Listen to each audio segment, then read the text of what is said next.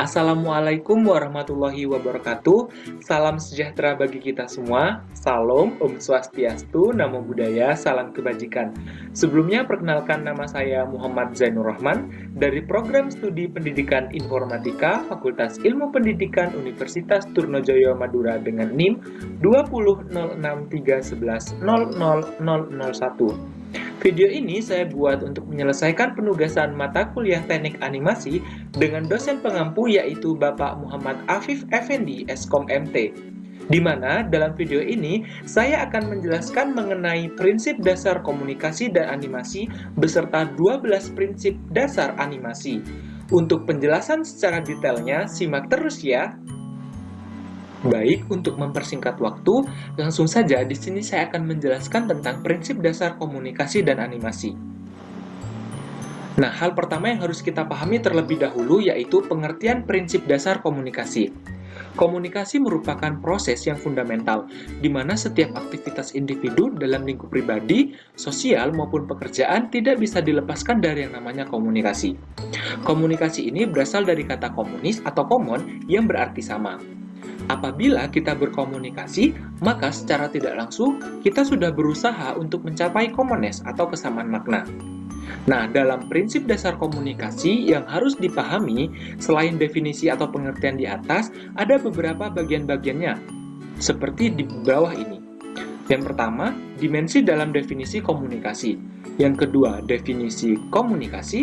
Dan yang ketiga, yaitu definisi komunikasi menurut beberapa pakar. Selanjutnya, di sini saya akan menjelaskan bagian-bagian penting yang harus kita pahami selain dari definisi tadi. Yang pertama, ada dimensi dalam definisi komunikasi. Di sini itu sendiri terbagi menjadi 3 bagian. Yang pertama, level of observation. Maksudnya, beberapa definisi komunikasi memiliki cakupan yang luas dan beberapa lainnya terbatas. Yang kedua, intentionality. Maksudnya, definisi komunikasi ini mencakup pengiriman dan penerimaan pesan dengan maksud atau tujuan tertentu. Yang ketiga, normative judgment. Maksudnya, beberapa definisi mencakup pernyataan tentang keberhasilan. Yang kedua, di sini saya akan menjelaskan tentang definisi komunikasi. Di sini itu sendiri terdapat 3 bagian juga. Yang pertama, level of observation. Maksudnya, proses yang menghubungkan bagian-bagian dari kehidupan dunia yang terpisah. Yang kedua, ada intentionality, yang mana situasi di mana sumber mengirimkan pesan kepada penerima dengan maksud mempengaruhi perilaku. Dan yang ketiga yaitu normative judgment, maksudnya pertukaran verbal dari pikiran atau gagasan. Asumsinya, gagasan tersebut berhasil dipertukarkan. Selanjutnya, di sini saya akan menjelaskan definisi dari komunikasi menurut beberapa pakar. Menurut pakar yang pertama yaitu Michael Motley. Menurutnya, komunikasi ini seharusnya dibatasi pada pesan yang secara intensional ditujukan kepada orang lain dan diterima oleh mereka. Menurut pakar yang kedua yaitu Peter Anderson. Menurut Peter Anderson, komunikasi ini seharusnya melibatkan setiap perilaku yang bermakna bagi penerima, apapun caranya dan mempunyai maksud atau tidak. Dan pakar yang ketiga yaitu Kleffenger. Menurutnya, pesan-pesan yang dikirim secara intensional sajalah yang seharusnya dianggap komunikasi. Namun, intensionalitas itu sendiri sulit untuk ditentukan. Selanjutnya, di sini saya akan menjelaskan 12 prinsip dasar animasi beserta contohnya. Yang pertama, ada solid drawing. Yang kedua itu ada timing and spacing. Yang ketiga itu ada squash and stretch. Yang keempat ada anticipation. Yang kelima ada slow in and slow out. Yang keenam ada arts.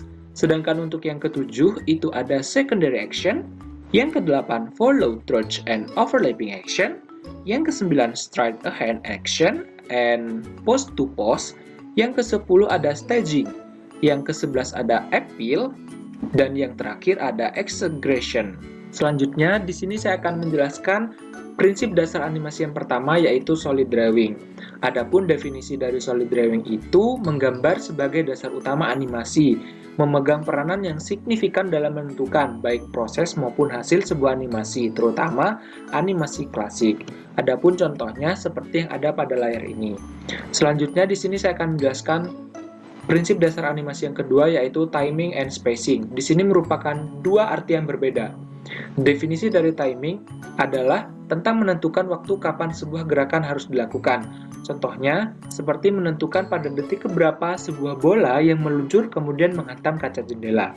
Sedangkan definisi dan contoh dari spacing yaitu spacing adalah tentang menentukan percepatan dan perlambatan dari bermacam-macam jenis gerak. Contohnya, menentukan kepadatan gambar yang ada pada animasi akan berpengaruh pada kecepatan gerak, seperti ketika bola itu sebelum menghantam kaca, tepat menghantam kaca, sesudahnya, atau misalnya ketika bola itu mulai jatuh ke lantai.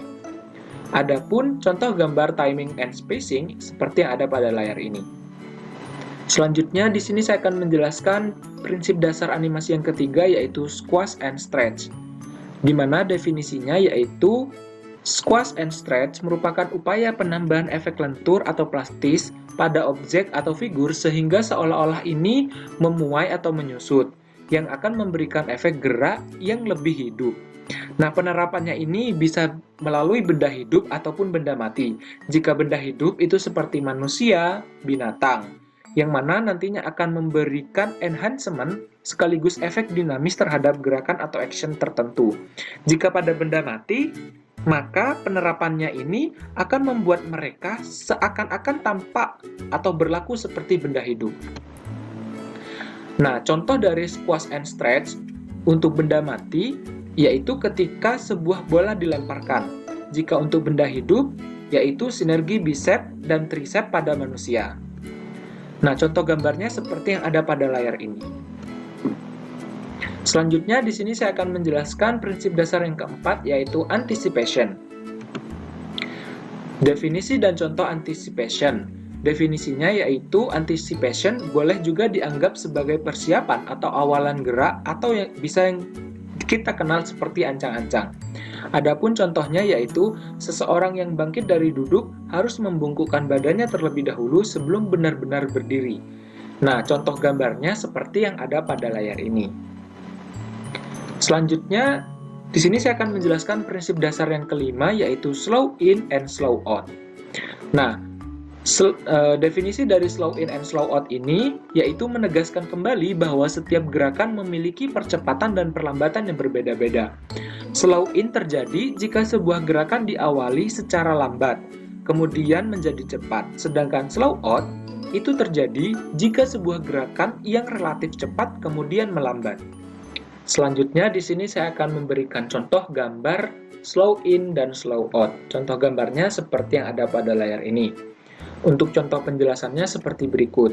Dalam gerakan, misalnya mengambil gelas, tangan akan memiliki kecepatan yang berbeda ketika sedang akan menjamah gelas dengan ketika sudah menyentuhnya. Yang mana ketika tangan masih jauh dari gelas, tangan ini akan bergerak relatif cepat. Selanjutnya, di sini saya akan menjelaskan prinsip dasar animasi yang keenam, yaitu arts. Definisinya, dalam animasi, sistem pergerakan tubuh pada manusia, binatang, atau makhluk hidup lainnya bergerak mengikuti pola atau jalur yang disebut dengan arts. Hal ini memungkinkan mereka bergerak secara smooth dan lebih realistik. Contohnya seperti yang ada pada layar ini. Selanjutnya, prinsip dasar animasi yang ketujuh yaitu secondary action. Definisinya yaitu gerakan-gerakan tambahan yang dimaksudkan untuk memperkuat gerakan utama supaya sebuah animasi tampak lebih realistik. Contohnya seperti yang ada pada layar ini. Di sini saya akan menjelaskan prinsip dasar animasi yang ke-8 yaitu follow through and overlapping action. Definisi dari follow through yaitu follow through adalah tentang bagian tubuh tertentu yang tetap bergerak meskipun seseorang telah berhenti bergerak. Selanjutnya definisi overlapping action. Overlapping action secara mudah bisa dianggap sebagai gerakan saling silang. Maksudnya adalah serangkaian gerakan yang saling mendahului atau overlapping, yang mana pergerakan tangan dan kaki ketika berjalan bisa termasuk di dalamnya. Nah, contoh gambar follow through and overlapping action seperti yang ada pada layar ini.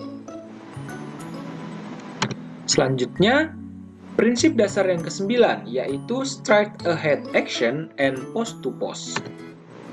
Definisi dari straight ahead action yaitu membuat animasi dengan cara seorang animator menggambar satu persatu, frame by frame, dari awal sampai selesai seorang diri. Teknik ini memiliki kelebihan, yaitu kualitas gambar yang konsisten karena dikerjakan oleh satu orang saja, tetapi memiliki kekurangan, yaitu waktu pengerjaan yang lama. Untuk definisi pose-to-pose yaitu pembuatan animasi oleh seorang animator dengan cara menggambar hanya pada keyframe-keyframe tertentu saja. Selanjutnya, in between atau interval anti keyframe digambar atau dilanjutkan oleh asisten atau animator lainnya.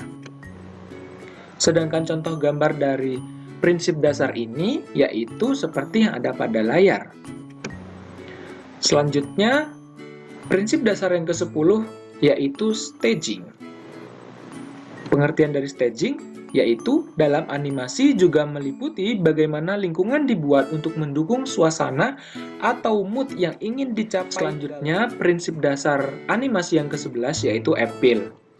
Nah, appeal ini berkaitan dengan keseluruhan look atau gaya visual dalam animasi. Sebagaimana gambar yang telah menelurkan banyak gaya, animasi dan beranimasi juga memiliki gaya yang sangat beragam. Contohnya seperti yang ada pada layar ini. Selanjutnya, prinsip dasar animasi yang terakhir adalah exaggeration, di mana pengertian dari exaggeration yaitu upaya untuk mendramatisir sebuah animasi dalam bentuk rekayasa gambar yang bersifat hiperbolis, yang dibuat untuk menampilkan ekstremitas ekspresi tertentu, dan lazimnya dibuat secara komedik. Adapun contohnya, yang pertama, bola mata Tom yang melompat keluar karena kaget. Yang kedua, muka Donald yang membara ketika marah. Yang ketiga, air mata Nobita yang mengalir seperti air terjun ketika menangis. Sedangkan contoh gambarnya seperti yang ada pada layar ini ya, teman-teman. Selanjutnya yaitu referensi yang telah saya gunakan sebagai bahan materi yang saya sampaikan tadi. Mungkin itu saja yang bisa saya sampaikan, kurang lebihnya mohon maaf. Wassalamualaikum warahmatullahi wabarakatuh.